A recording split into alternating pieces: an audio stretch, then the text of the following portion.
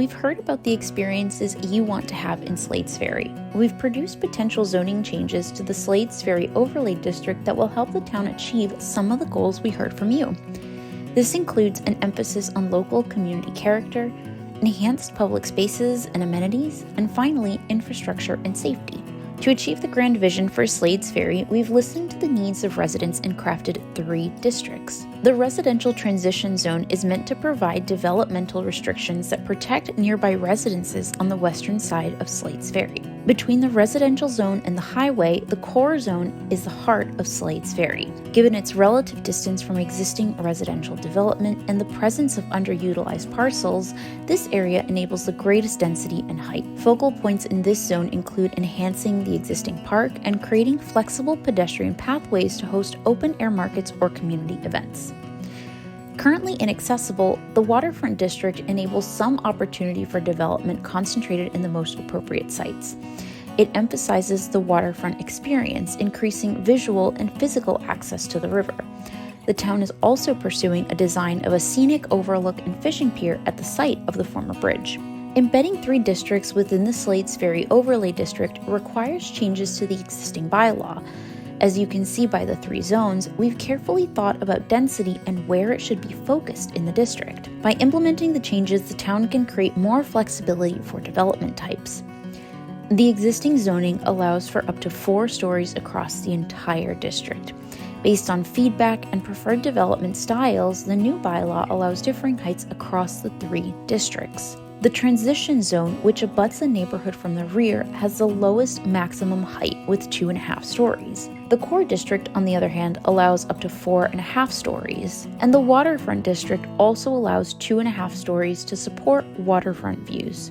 We also made changes to the allowed residential density. If you recall, the 2015 market study emphasized that economic growth and development would be viable in Slade's Ferry, but not without a significant residential component. Currently, zoning allows between 4 to 8 units per acre, which has not resulted in growth. The transition zone and the waterfront district offer the lowest density, 12.5 units per acre, given constraints to building size and stepbacks. The core district has the greatest allowable density, up to 17.5 units per acre.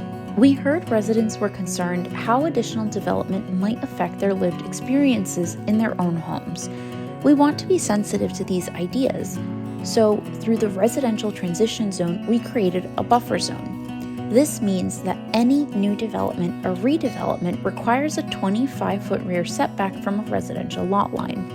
This zone also implements stepbacks on buildings to ensure that residential lines of sight are free from commercial skylines. Given that the core district does not abut any residential uses, setbacks are smaller at 15 feet from rear lot lines. Lastly, the waterfront district also offers a 25-foot rear setback to create open space to the water. Taking into consideration your feedback and the restrictions of existing zoning, we proposed 3 major changes. Dimensional regulations such as heights, setbacks, and lot coverage help influence the form of a building on any given parcel.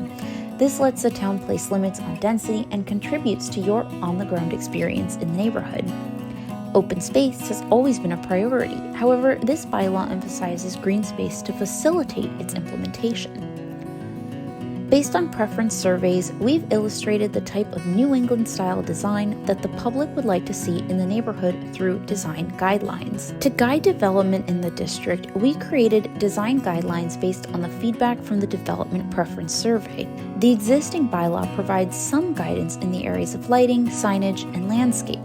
However, the review and approval is unclear and subjective. Design guidelines ensure written and recorded consensus on the development types and amenities the town hopes to achieve in the Slade's Ferry district. This type of clarity helps facilitate developers' ability to navigate the special permit process and ensure support.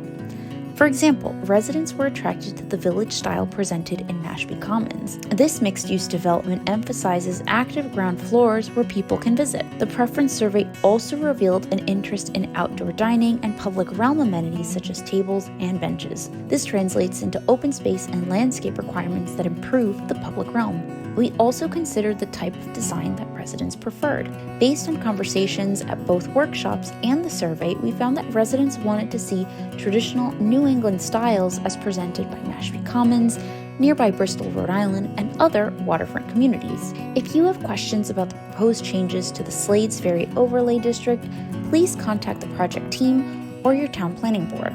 We hope you will vote yes to make your vision for Slade's Ferry a reality.